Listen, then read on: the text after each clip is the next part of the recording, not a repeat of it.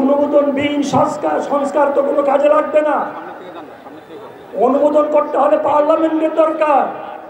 পার্লামেন্টে যারা আসবে তারা যদি অনুমোদন করে তাহলে সংস্কার যা করা হয়েছে তা কাজে লাগবে।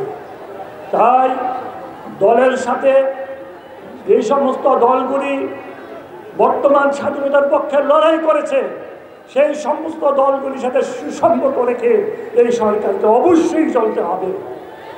সরকার যদি মনে করে অতীতের 111 সরকারের মতো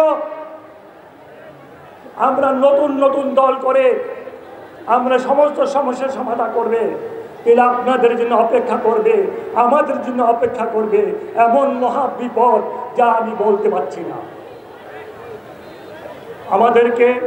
আপনাদেরকে সবাইকে চেষ্টা করতে হবে যে সমস্ত গণতান্ত্রিক দল গত আন্দোলনে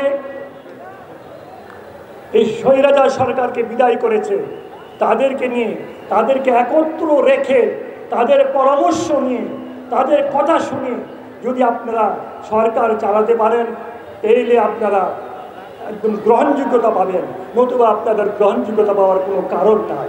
কারণ আপনাদের গ্রহণযোগ্যতা দেবে যারা নির্বাচন করবে, নির্বাচনে যারা পাশ করে যারা সংসদে যাবে তারাই তো আপনাদের এগুলি গ্রহণযোগ্যতা অনুমোদন দেবে।